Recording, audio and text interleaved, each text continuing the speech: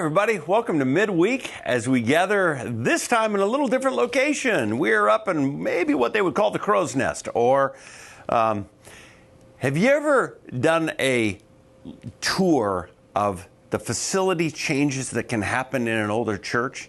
Somebody was telling me today in a conversation that they got married in the library. Well, it used to be a chapel. Well, up here, I can't imagine of all the fun things that it's been, but we're here at Capital Christian, and we have a returning guest with us, Stacy Boost, who happens to be our principal. Welcome, Stacy. Thanks. Hi. Glad you're here. Yeah. Taking a little time out in the middle of her day to be with us, to join, and we're going to kind of focus today on Capital Christian. So, the kids are back. Yes, back in person. And that awesome. Probably makes you happier than almost anything. Happier than anything. Yeah. Yes. How long have you been back live with kids? We came back, I believe it was January 18th or 19th. And so we've had some part-time, but now we're full-time. Full-time. We started distance learning, then we went to 2 hours a day for everybody, and now it's the full-time. And it's awesome. People have adapted to that pretty quickly, from what I hear. Yes. I mean, you had some hybrids, but now pretty much everyone is back. Right. I think we have 2 or 3 families that are still out doing the distance learning at the same time. What do you see as, I think we hear about some catastrophic things happening in young kids. I mean, tragic things like the suicide rate is high, and depression issues. The mental health area is just overwhelmed. From your perspective, what are some of the benefits that you see for these kids that are coming back full time that is such a blessing? They're back with their friends. They're back with their teachers. They're back with, we've just been dying to have them back. So we all go into education because we love kids, not because we love being on screens. And so it's just so nice to have kids around. So just pure joy, and serving God and learning about Him in person is just incredibly wonderful. Yeah, it's such a good reminder for all of us, families, for all of our teachers, both at Capital Christian, our public school teachers, other Christian school teachers.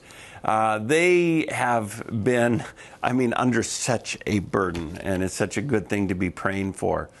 So we are up in a room, a little different room, and for a purpose, because one of the areas you just come to life on is this. What's all of this for? Looks kind of fun. Looks half Lego and half like you're building something. What is this? So we have finally been able to start a competitive robotics program here at Capital Christian. It's hard to do that kind of thing virtually, so we've been waiting till we could be in person. This is a program called VEX, VEX IQ, and we have 9 teams. We've gotten several grants to get teams going, so we have 9 teams, and they've been going for about 3 weeks, so we have enough that we can build a robot and start to make it move, and then we'll be doing programming and working on mechanics and all kinds of different things. And so they kind of move these kinds of things around. Right. And this is one of the robots here, huh? Right. So you built that? The kids built that from directions. Their next robot they will do without directions. But we'll get this out of the way so you can make sure you see. So they need to be able to pick up these, stack them, pick them up again, take one and place it into the scoring, and then put this on top. They have a minute to get as much done as they can. So it's really, really challenging. How big can you get those? Oh, I think it's 13 by 15. Can you build one big enough to move a hay bale? Sure. I can't, really? But the kids will. It's all in the gearing and torque. You now have another contributor of funds There you go. I'm going to sponsor a team. They'll come and move hay bales for me? Sure. Just a matter of gear ratios. So Wouldn't that be awesome? We put eyeballs on it. I can sit there in my living room and like, hey, go out there and feed, the horses. Yeah, kids could earn that as a prize. We could even get a poop scooper if you want one. Yeah. You could just drive around the smell detector and then scoop and flip. This is my best day. Yeah. Well, this is pretty exciting. I am so glad we hired you. Oh, me because too. my life just got easier. Yeah.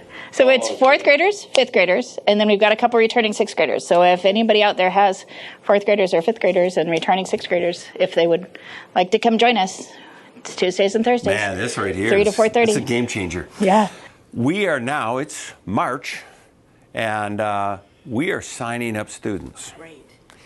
And you just shocked me when we were talking.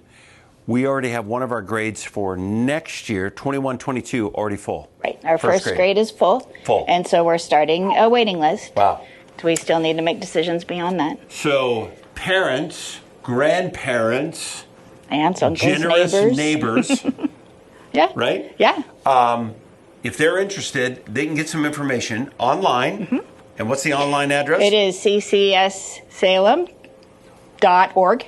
Yeah. And that's our website. Or you can call the school, 503-375-5764. Good. Or email me or call me. Stop me in church. Yeah. Leave a note on the door. So there's all kinds of ways. And you give personal tours? Yes. We have to try to arrange those around COVID rules, but we will. It's going to be a great year next year. It's going to be incredible. We have some of the finest teachers in the world. A couple of them, one's moving and children. We won't disclose any of all of those things. However, we have a couple of openings for next year. We may. And possibly. And so if a person is interested in teaching, they want to be a part of helping to build a robot to come to Pastor Mark's house and move hay. If they want to do something exciting like that, where would they go if they're interested in joining our team? You can email me, call the school, stop in and ask for an application. We are looking for strong believers in Christ who want to enrich the lives of children and teach them and love them and teach them and love them. How about that? That's awesome. So if you're interested, we just want to really make sure that we continue with our really strong team and a good, strong foundation and focus. So if you know somebody interested, send them my way. Okay. Yeah. Thanks for coming here today. Yeah, thanks for having me. Man, thanks for coming here today. One blessed school to have you leading us. I'm Thank you very much. And make sure you get those kids in there and sign them up. And it's going to be a great year next year. So 3-year-olds through 5th grade. 3-year-olds through the 5th grade. Yes. And then daycare that helps support on both ends, right? Right. Like if you have to drop off before school, maybe a little time afterwards. Right. Or, yeah. Yeah, and we're doing as much as we can to do field trips. We're going to do outdoor school for our 5th graders. Looks like we're going to have our 5th grade graduation in the Volcano Stadium. So we're trying to get out there and do great fun things too. All right. You heard it. Sign up. Let me finish off with just a couple things. I want to encourage you to be ready to come this weekend or to watch online. Pastor Jeff's going to be preaching, and so you are going to be in for an incredible blessing. He will be leading us this weekend, and we will be worshiping and joining together. Let me just finish. We have about 3.5 weeks before Easter.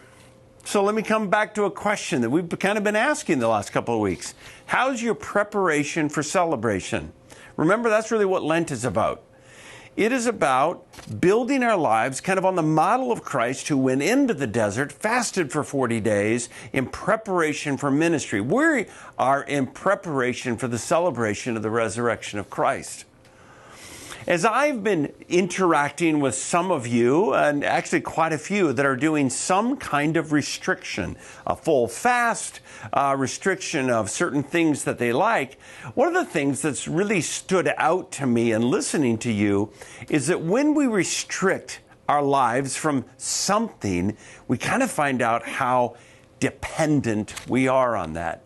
And in some ways, those things that we've restricted are maybe even more kind of vital to our lives than Christ. I know that's one of the things I have felt in kind of some of my restrictions is it's like there's some things I go to that I'm not going to Christ. So I think the preparation is one of the things is exposing for me and others that I talk to an unhealthy dependence on certain things.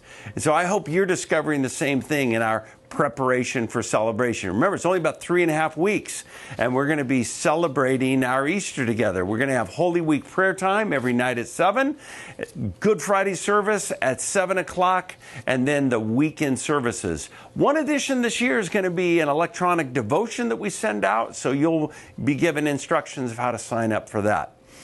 Remember, in 1 week, if you're watching this on the 10th, we're going to be signing up for the weekend services only. Why? It's just a management kind of issue, kind of managing where space relations and those kinds of things. We're going to be Saturday night at 6, Sunday morning at 8, 9:30, and 11. And by the way, we have the ability to expand any of those services into the Commons if the sign-up warrants it. And we're certainly seeing an increase virtually every week. So ask your neighbors, ask your family, get them all listed, Get signed up. We're starting on the 17th. Thanks so much for joining us. Stacy, thank you for joining us here in the Crow's Nest or the robotic room. And God bless you. I hope you have a fantastic week.